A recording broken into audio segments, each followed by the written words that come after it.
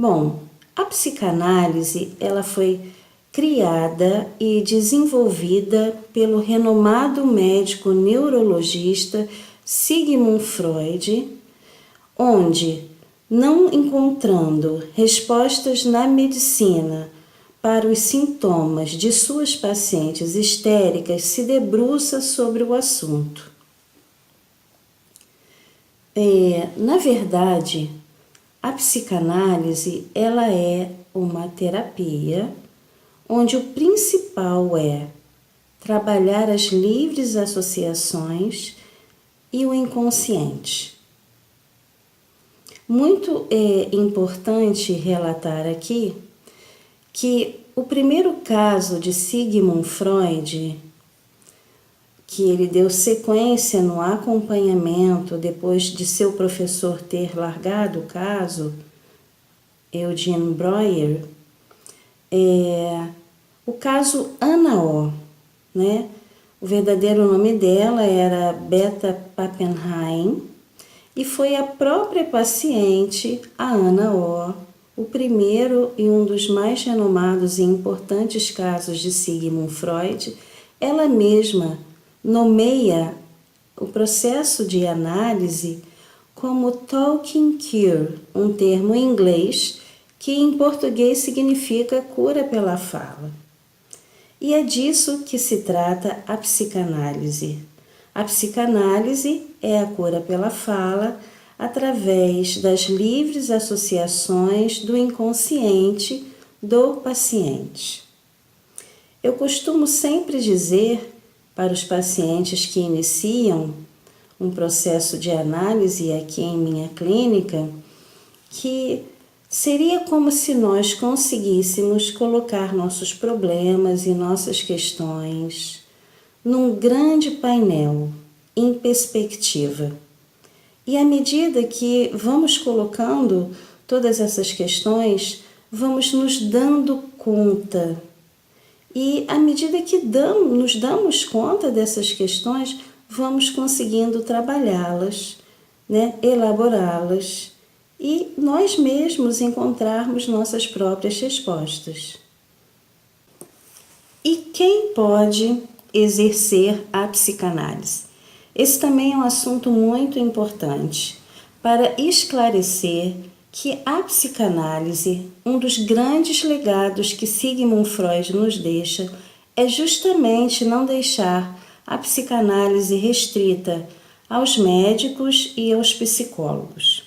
Qualquer profissional de formação superior que se comprometa com o tripé da psicanálise pode ser um psicanalista. Bom, e o que exatamente é o tripé da psicanálise? Primeiro, formação continuada. Segundo, análise pessoal. E terceiro, supervisão clínica.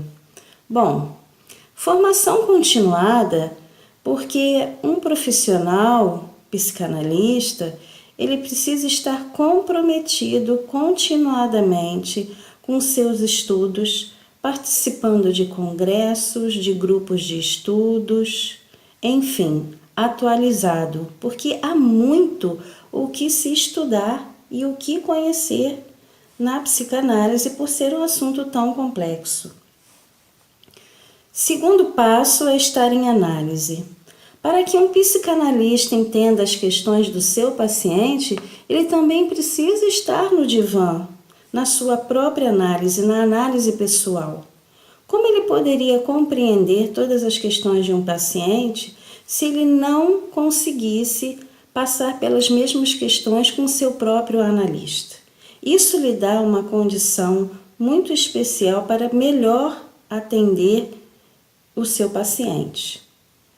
A terceira questão é a supervisão clínica, porque sendo a psicanálise uma questão tão complexa, o analista ele precisa procurar uma orientação de um profissional mais experiente para levar os casos que ele julga mais complicados, mais relevantes, e com esse outro profissional discutir algumas questões para também melhor atender esse paciente nesses casos específicos. Em seguida, vamos falar de ferramenta alternativa. E por que o Congresso faz essa proposta, né, de colocar que a psicanálise ela pode ser uma ferramenta alternativa para os profissionais modernos? Vamos linkar esses três aspectos: psicanálise, ferramenta alternativa e profissional moderno. Falando especificamente da ferramenta alternativa, eu posso lhes dizer que logo na minha formação de pós-graduação em psicopedagogia, já tendo toda a experiência anterior em educação, como eu havia comentado no bloco anterior, eu pude perceber que eu poderia me utilizar da psicanálise como uma ferramenta para melhorar meus atendimentos e a minha compreensão no meu olhar psicopedagógico, né? E é justamente porque a psicanálise ela é a partir do sujeito e para o sujeito. E se eu entendo que todos os problemas de aprendizagem estão justamente nesse contexto, é sempre a partir do sujeito, a psicanálise vai me ajudar de forma muito rica nessa questão, né? Eu tenho percebido que atualmente profissionais de diversas áreas de atuação, e essa experiência eu tive na minha pós-graduação em teoria psicanalítica, profissionais de diversas áreas estão procurando a psicanálise como um recurso para atuarem em suas profissões. Tive a oportunidade de conhecer outros psicopedagogos, né? Médicos, dentistas, advogados, nutricionistas, professores de educação física. Enfim, são várias áreas que estão despertando o olhar justamente para se utilizarem dessa ferramenta de trabalho tão importante, né? Que é a psicanálise, que promove um olhar diferenciado a partir do sujeito e para esse sujeito. A minha formação em psicanálise ela é anterior à minha formação em psicopedagogia. Então, quando eu iniciei os estudos, né, na minha pós-graduação em psicopedagogia, eu já entendia desde o começo que seria importantíssimo e muito relevante ter um olhar diferenciado. Inclusive, o tema da minha monografia foi justamente esse, né, do quanto a psicanálise poderia influenciar nesse olhar na prática clínica psicopedagógica, né, entendendo esse sujeito com sua subjetividade e toda a sua singularidade. Essa ferramenta tão importante, ela vai fazer com que eu entenda o que há por trás desse sujeito que chega na minha clínica psicopedagógica. Qual é a demanda dessa família? E qual é a demanda desse paciente? Porque, principalmente na área da psicopedagogia, o grande público que nós atendemos são de crianças e também de jovens. E por trás de cada criança e de cada jovem, eu acabo recebendo uma família. Então, eu preciso pensar não apenas no meu paciente, mas também nas demandas dessa família, que é quem inicialmente nos traz todas as questões. Com os jovens nem tanto, porque eles têm a capacidade de se expressarem, eles já têm uma maturidade para falarem dessas questões. Mas as crianças não, né? Considero muito importante receber a família no primeiro momento, porque é ela justamente que vai me dizer quais são as questões do que se trata. Então, eu entendo que a psicanálise seja uma ferramenta extremamente importante, né, para trabalhar em qualquer área de atuação, desde que o profissional esteja disposto a entender as questões desse sujeito.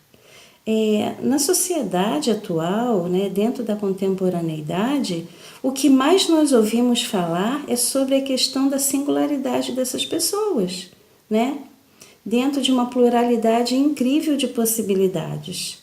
Não é disso que se trata? As pessoas nos convocam a pensar a partir do sujeito e para ele, né? Nós não pensamos mais numa forma coletiva, mas nós percebemos o indivíduo, a singularidade de cada um. E a psicanálise, né, como ferramenta alternativa, ela vai justamente propiciar esse olhar. Especificamente na área da psicopedagogia, a psicanálise é uma ferramenta extremamente importante que vai nos ajudar a apresentar resultados de excelência. Propondo falar de profissionais modernos, nós precisamos novamente ficarmos atentos aos links que propus inicialmente sobre o tema proposto, o tema principal proposto pelo Congresso: psicanálise, ferramenta alternativa e profissionais modernos. Qual o intuito, qual o objetivo do Congresso de nos alertar quanto a isso? Por que um profissional moderno se utilizaria da psicanálise como uma ferramenta alternativa, né, na sua prática profissional? Bom, o que vem a ser um profissional moderno?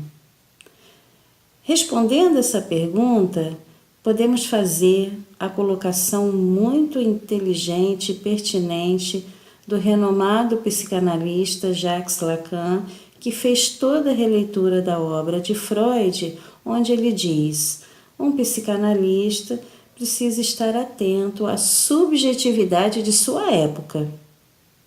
Jacques Lacan já nos propunha isso. É claro que precisamos considerar, né, todo o embasamento teórico de Freud, né? É claro que não podemos fugir disso, mas precisamos ficar atentos à contemporaneidade dos fatos e do sujeito que nos chega à clínica. E só um profissional moderno é capaz de estar atento a essas questões. Ele é capaz de entender que para suas práticas, talvez serem mais eficientes, eu particularmente considero isso, que a psicanálise ela pode ser uma excelente ferramenta, não apenas uma ferramenta alternativa, mas uma excelente ferramenta para que então esse profissional possa melhor atender seu paciente. Né? No bloco anterior eu vinha dizendo que vários profissionais de várias áreas de atuações, né?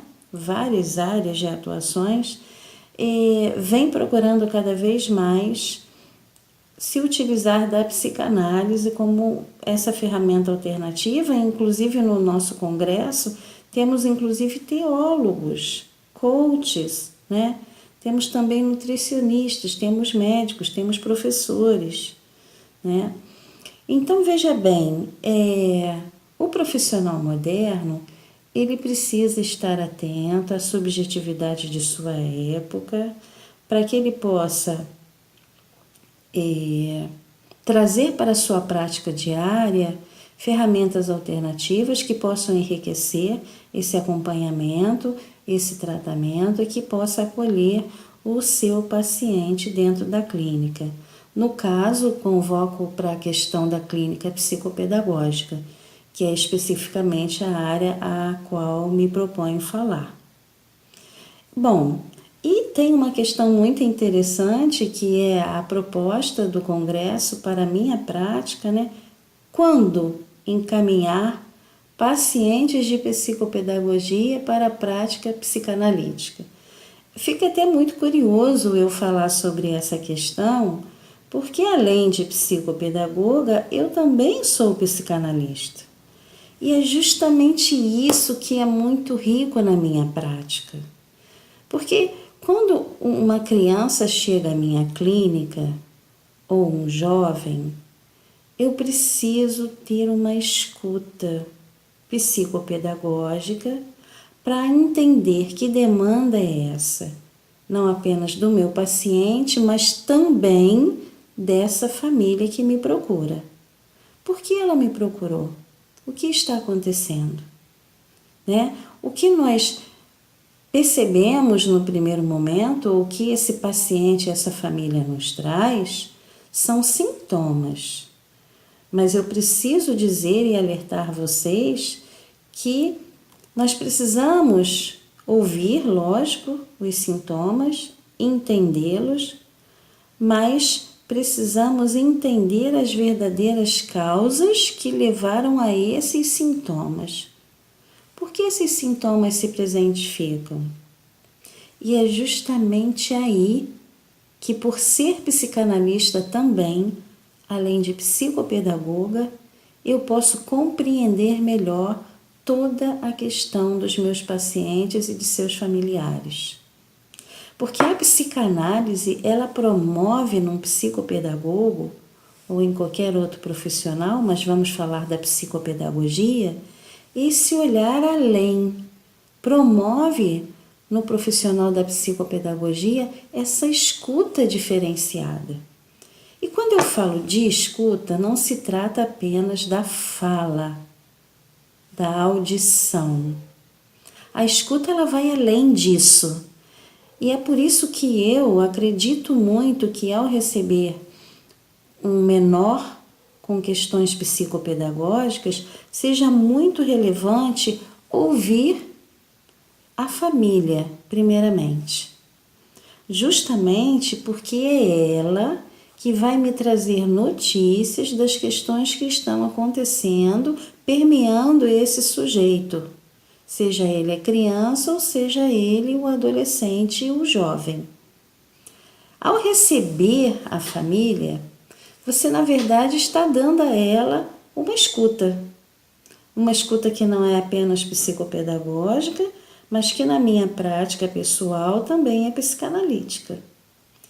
Você vai receber essa família e vai perguntar a ela o que está acontecendo, vai ouvi-la, vai deixar emergir ali o sujeito, a família, as questões que são extremamente relevantes para que eu possa compreender melhor, né, os sintomas que esse paciente com problemas de aprendizagem, transtornos de aprendizagem, inibição intelectual, né, que são todas essas questões que a psicopedagogia trata, para eu entender justamente o que está acontecendo.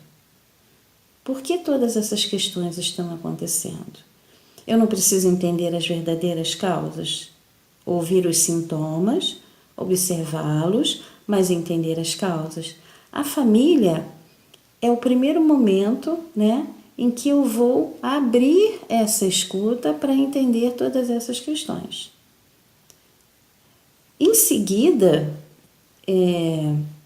eu vou atender o paciente e, através dessa ferramenta alternativa que é a psicanálise junto à prática psicopedagógica, eu vou fazer uma escuta que pode ser através das brincadeiras, dos jogos, dos desenhos. Vou dar a esse sujeito um lugar na minha clínica. Eu costumo dizer que não podemos apenas falar sobre essas crianças e jovens, mas que precisamos falar com eles, dar a eles um lugar na clínica, né? E sendo psicanalista, além de psicopedagoga, né, eu mesma me encarrego de fazer essa escuta, de fazer intervenções psicanalíticas dentro da prática clínica psicopedagógica. Mas eu também preciso dizer que nem todos os psicopedagogos possuem uma formação psicanalítica, né? E quando for esse o caso?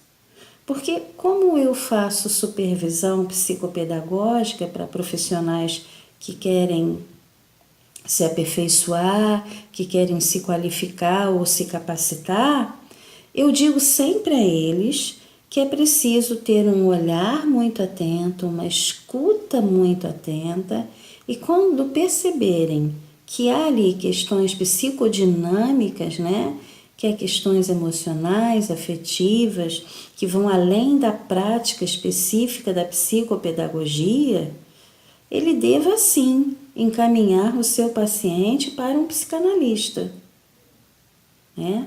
Ele precisa entender que é importante trabalhar dentro de uma equipe multidisciplinar. Essa palavra multidisciplinar, interdisciplinar, é uma proposta na qual eu verdadeiramente acredito. Porque não podemos trabalhar de forma isolada dentro do nosso consultório sem observar todas essas nuances, né, que enredam toda essa estrutura familiar do sujeito. Então, eu preciso ter essa percepção para saber exatamente quando convocar, né, um psicanalista para estar nessa equipe multidisciplinar quando eu não for uma psicopedagoga, um psicopedagogo com uma formação psicanalítica. Então, eu digo sempre a essas pessoas que vêm fazer consultoria comigo, fiquem atentos à fala de seus pacientes, mesmo que eles não pronunciem sequer uma palavra. Para eu fazer essa escuta, eu preciso me utilizar de ferramentas, né, que são ferramentas motivacionais, que eu vou me utilizar dentro do consultório, para promover essa escuta e, no segundo momento, fazer também as intervenções, né? Vamos falar dessas práticas motivacionais dentro das intervenções psicopedagógicas. O que vem a ser essas práticas? Bom, um recurso que eu admiro muito, que eu gosto muito, que me é muito simpático e familiar, são as práticas dos jogos, das brincadeiras, de todos esses recursos lúdicos e ricos que vão falar desse universo da criança e do jovem. Eu preciso entender que paciente é esse que eu recebo, respeitando a sua faixa etária, a sua maturidade cognitiva, que família é essa na qual ele está inserido, para eu entender que ferramentas eu posso utilizar para fazer essas observações e essas intervenções. Mas precisam ser muito motivacionais, para que aquele paciente ele não perceba sequer que ele esteja sendo avaliado. E a brincadeira, os jogos, eles vão proporcionar a você, profissional da psicopedagogia, a trabalhar dessa forma, que é uma forma mais eficiente, é uma forma mais prazerosa, né?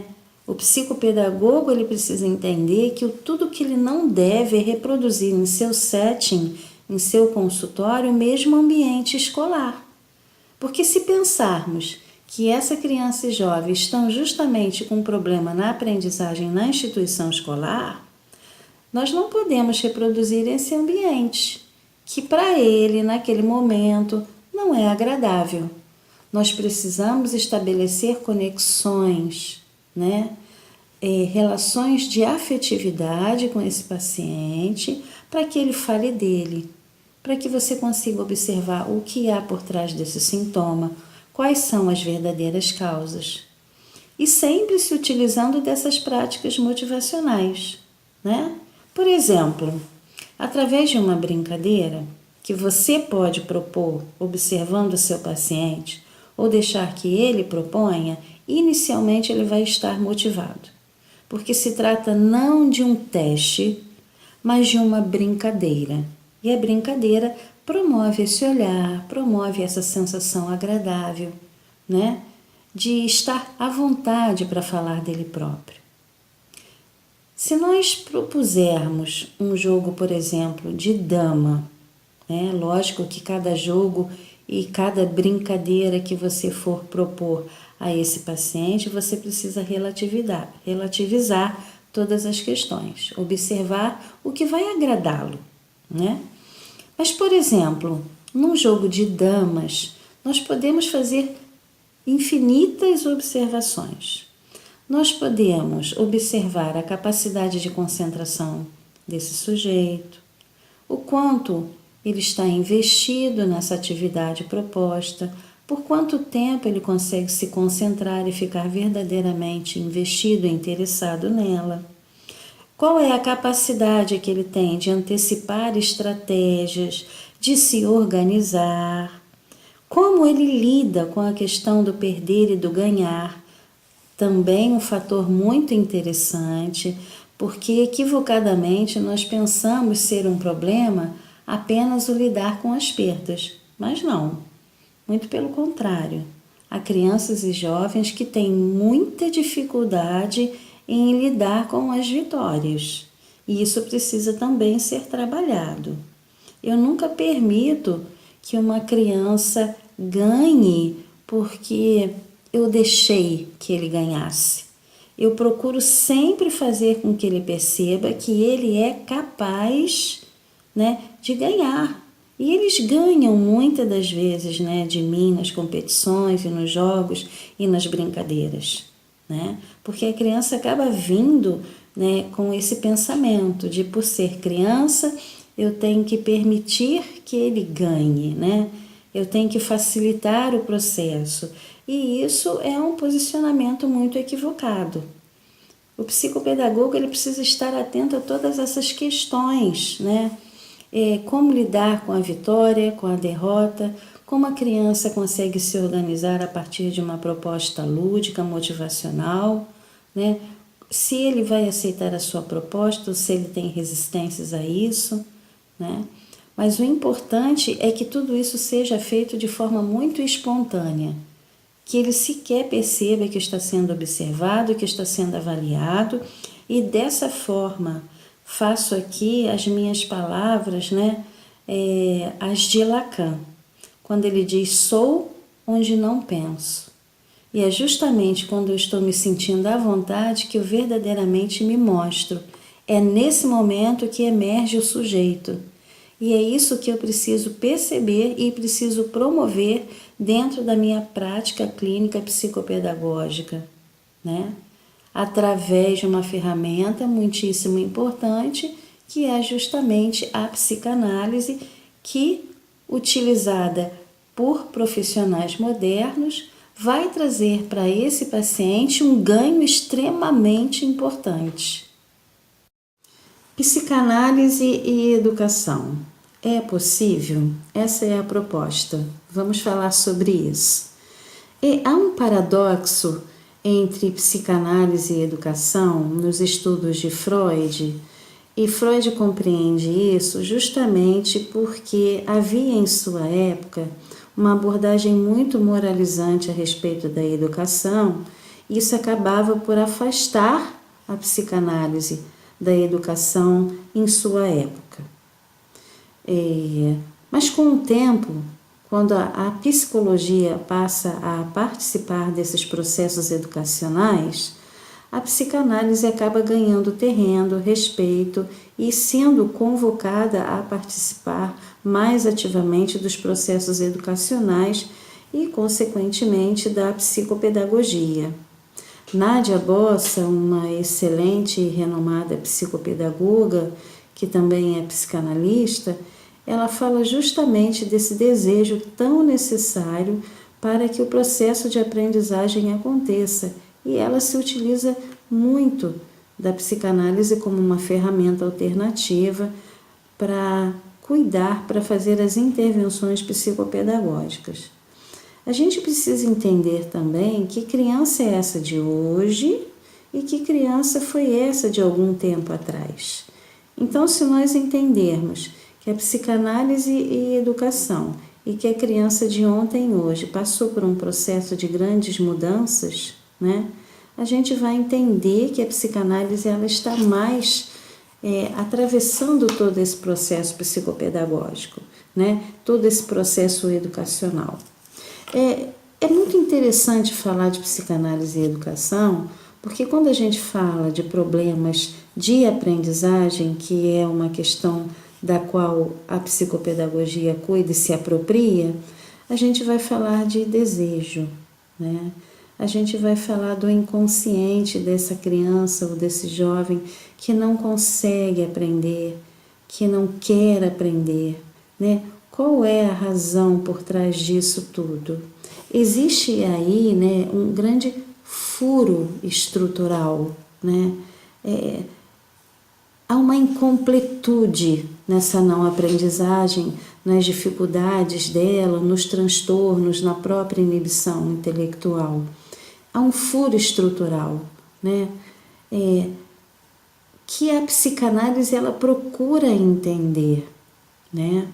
Justamente porque ela vai relativizar todas as subjetividades desse sujeito e vai tentar entender as verdadeiras causas e não se focar apenas nos sintomas, né?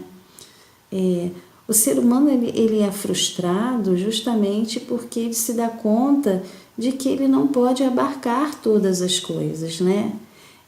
Há um grande furo, há uma grande falta, né? O ser humano ele é sempre vir a ser, né? E a psicanálise ela nos ajuda a compreender esses fenômenos de não aprendizagem. Muitas das vezes esses fenômenos acontecem porque esse sujeito ele quer nos dar uma notícia de que algo não vai bem. Essa não aprendizagem ela pode também ser um pedido de socorro, onde esse sujeito fala, olha, há algo de errado aqui, né?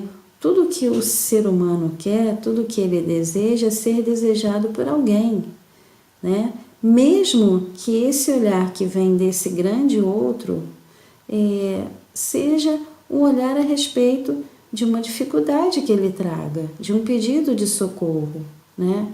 E eu lembro uma vez que uma amiga, companheira de sala dentro da pós-graduação em teoria psicanalítica, ela é psicóloga, também psicanalista, entrando para essa área da educação, era a primeira experiência dela numa escola, e ela me fez a seguinte pergunta, Andréia, psicanálise e educação é possível?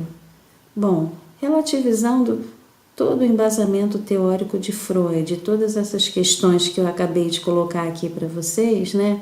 Volto à pergunta de Freud, né? A colocação de Freud sobre esse paradoxo e a pergunta de minha amiga, né?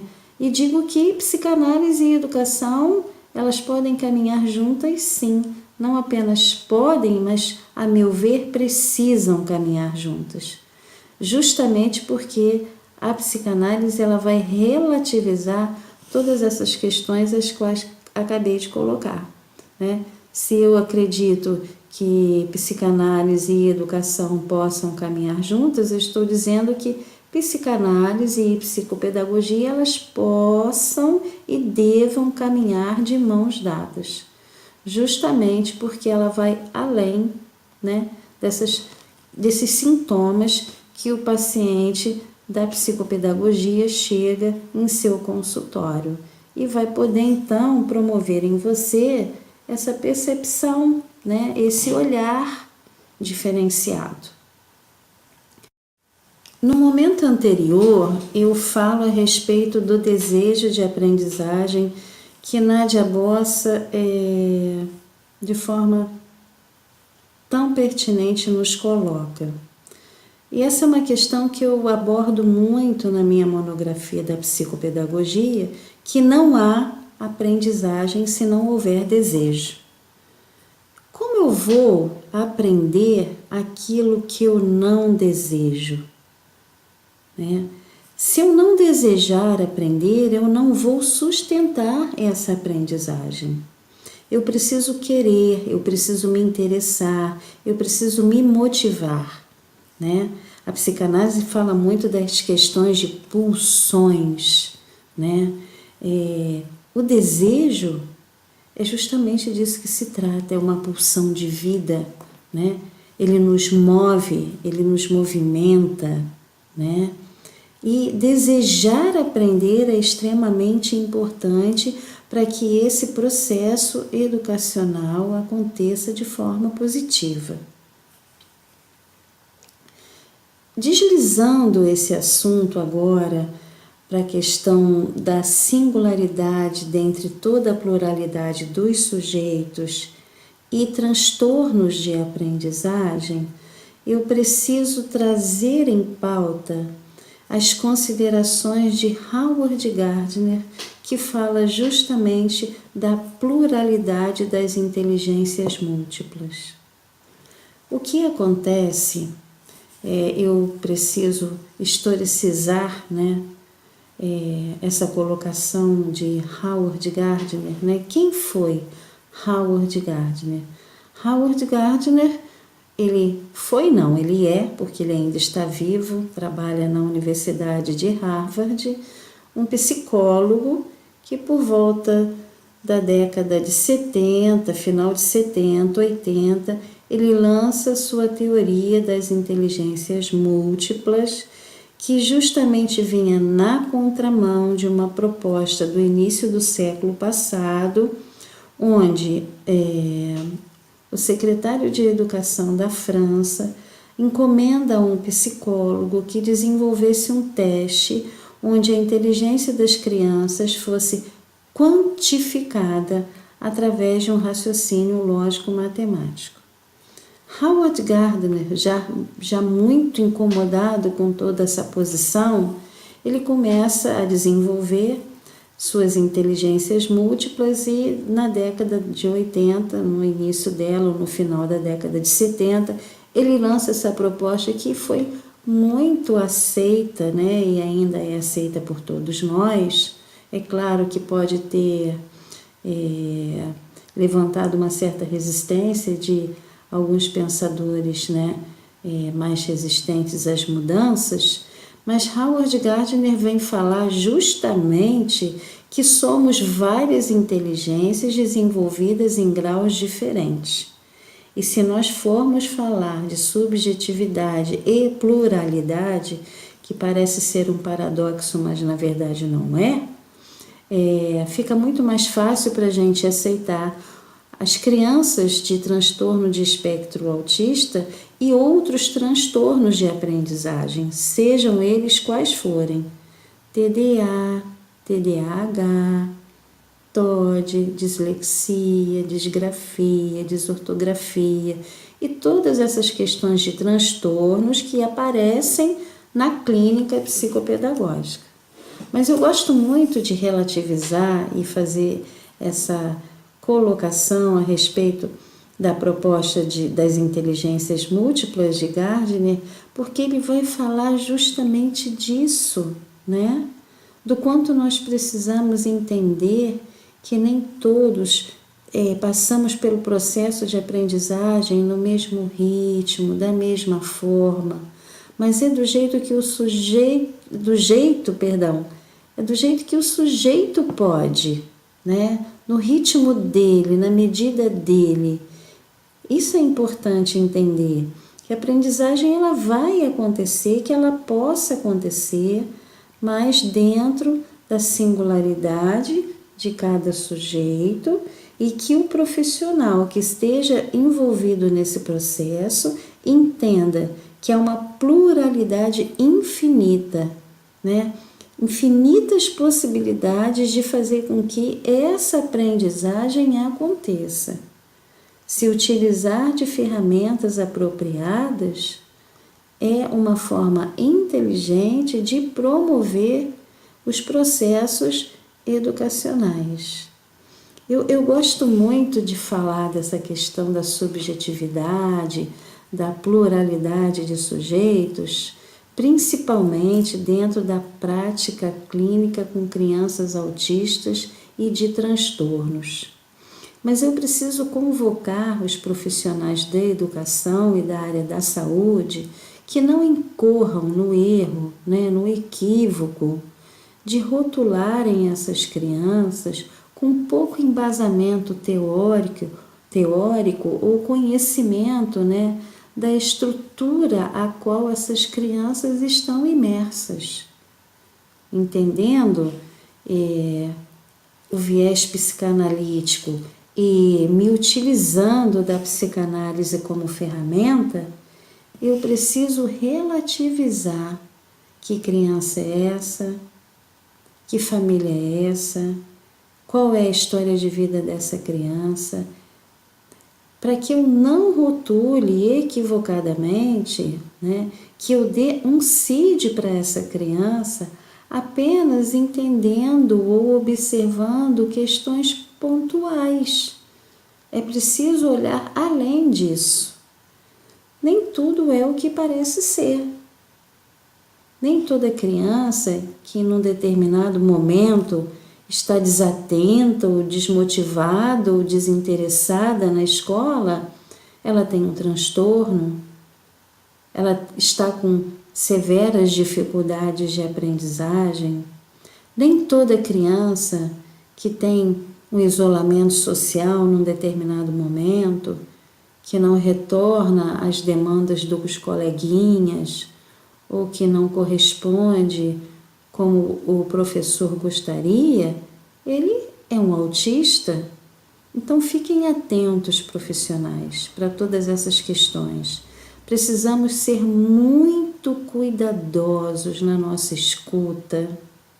Precisamos considerar trabalhar numa equipe multidisciplinar.